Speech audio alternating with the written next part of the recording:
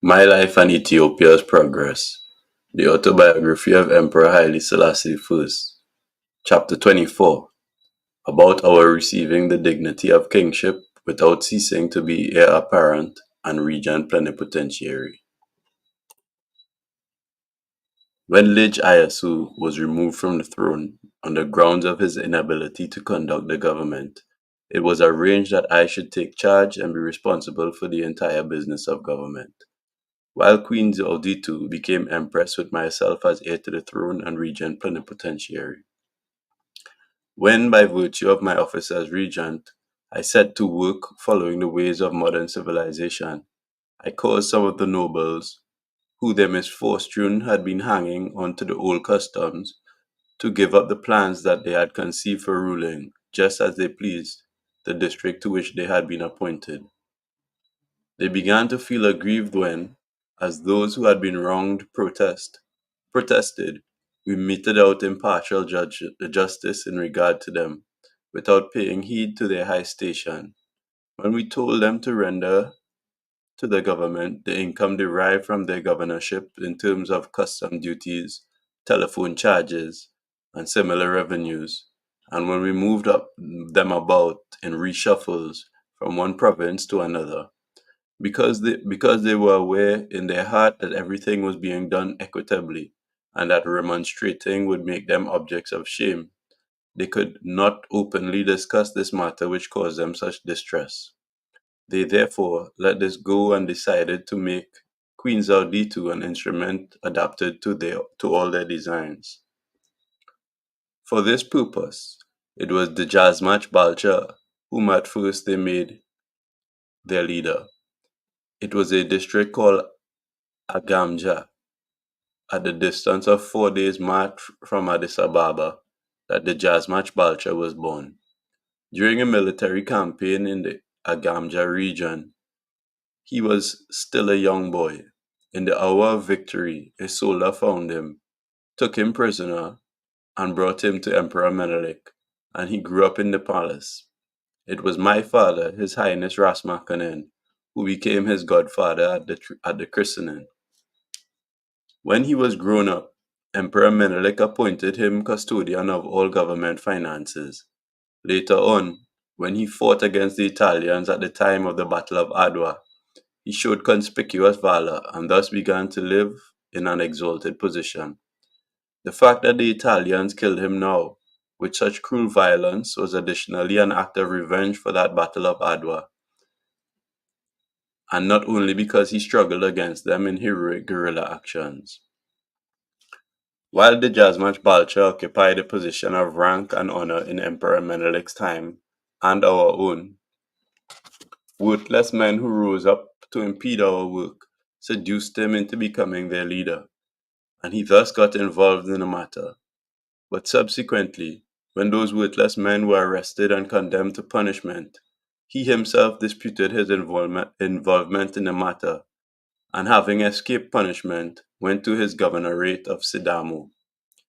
As he maltreated the peasants by his mode of governing, and the military by his allocation of quarters, worse even than before, they came to Addis Ababa to complain. When we summoned him to submit to arbitration, he let many months pass before he came, pleading delay or illness or fatigue. After he had turned up, he stayed at his house claiming to be ill, so as not to be called to face arbitration and to appear before the tribunal with those of whom he had been wronged. But as we had heard of his attempts to stir up trouble against us, we had his house surrounded by troops and made him attend by force.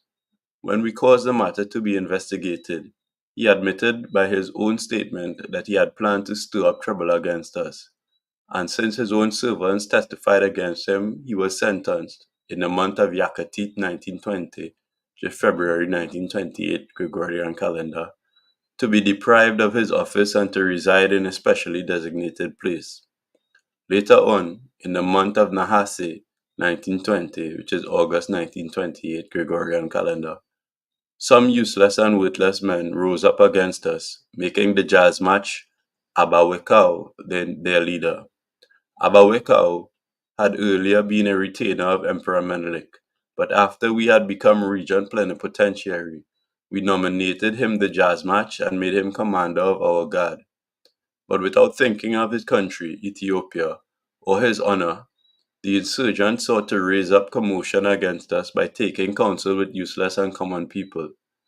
We heard that he was spreading the rumor, with a view to increasing his following, that it was Queen Zauditu who had ordered him to bring about this upheaval, and when we summoned him to tell us about this in his own words, he bided his time by wandering to and fro within the extensive grounds of the palace precincts. And when it became dark, he entered the Menelik mausoleum adjacent to the palace and stayed there as a rebel.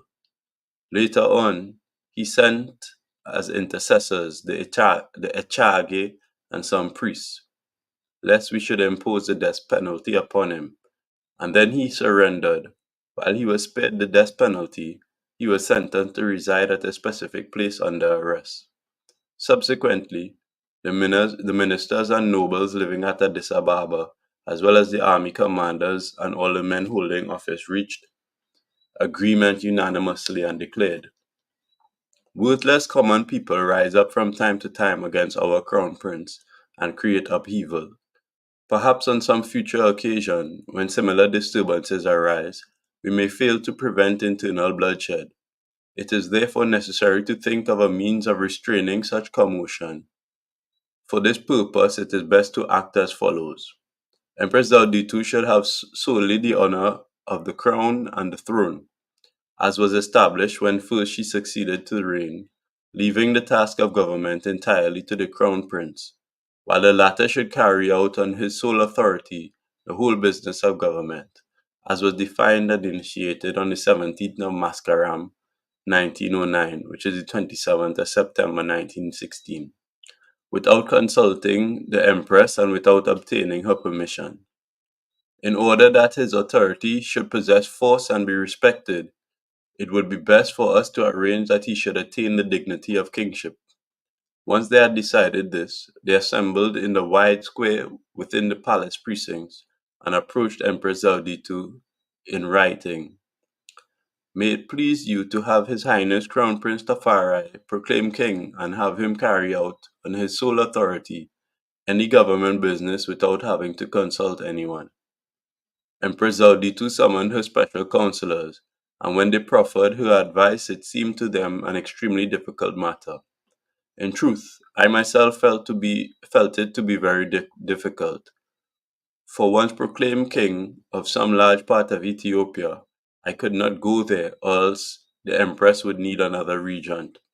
As king, I could scarcely reside at Addis Ababa, for it was not customary for two kings to reside in one city.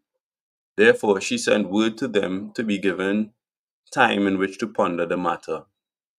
This proposal by the people was awkward not only for Empress Zauditu, but even for myself. I therefore summoned three men from the assembled nobles and dispatched them to the people with this message. It would be good if the idea which you have had, that the work of government be accomplished by one man's sole and undivided design, could be carried out, but it would be as well if the proposal as regards the kingship were not raised. Arrange for this matter to be dropped, for it might appear that I had incited you to the desire to become king. It is God alone who knows that I am not involved in this affair, but people do not know. They send word back to us. We cannot go back on it, for the reason we have acted was that we were mindful of the honor of our realm and the benefit and peace of the people, without favoring anyone. We therefore kept quiet. Later on, when they saw the reply which had reached them from Empress Zauditu, asking for time to ponder the matter, they presented to her a further written submission, which all of them signed and sealed. The fact that Empress Zauditu was asking for time to think about it was simply to obtain time in order to issue a refusal after consultation with her friends who follow her own way of thinking and who do not like modern conditions, or to bring about, on these grounds, a situation in which revolution and civil war would be created. However that may be, their submission ran. We are determined to do what is necessary, being assembled here and not intending to disperse unless you give us the reply today. Moreover, the people of the city did not know the true reason why the ministers, nobles, and army commanders had assembled in the palace grounds, and it needed very little for them to start a revolution. Empress Zauditu caused the declaration, which had been presented to her with signatures and seals, to be read. And when she had understood it, she thought it would be preferable to accept their counsel in order to avoid bloodshed.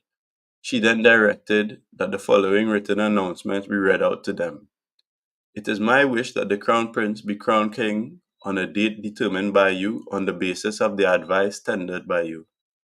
Consequently, security and calm returned.